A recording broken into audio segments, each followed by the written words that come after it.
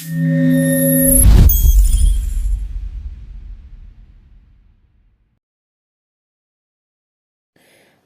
alaykum aziz kuzatuvchilar. Bugun sizlarga homiladorlikda ultratovush tekshiruvidan qachon va nima sababdan o'tish kerakligi haqida qisqacha ma'lumot berib o'taman. Siz hayz kechikishiga qarab yoki homiladorlik testini o'tkazib yoki HGC analizining javobiga qarab homilador ekanligingizni bildingiz va birinchi marta shu ultratovush tekshiruviga qachon borishingiz kerakligini bilmayapsiz. Yaxshisi, hayz kechikkan kundan bir hafta o'tib, birinchi ultratovush tekshiruvidan o'ting.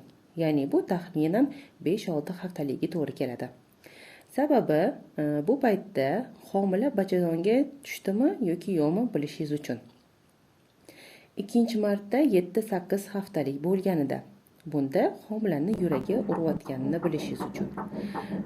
Uchinchisida esa bu birinchi skrining bo'ladi. 12-13 haftalikda homila qanaqa o'sayotgani, ya'ni tana a'zolari, organlari qanaqa rivojlanyapti, shuni bilishingiz uchun.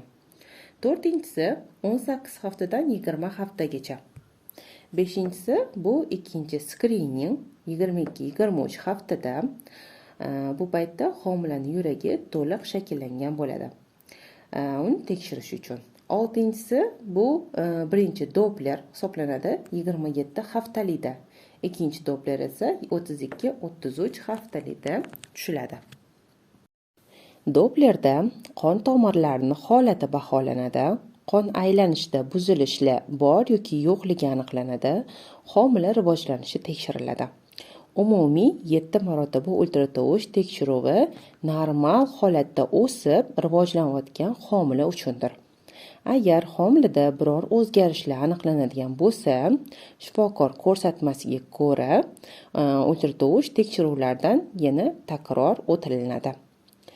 Hurmatli aziz homiladorlar, o'zingiz va mittivoyingizni asrab avaylang. Salomat bo'ling.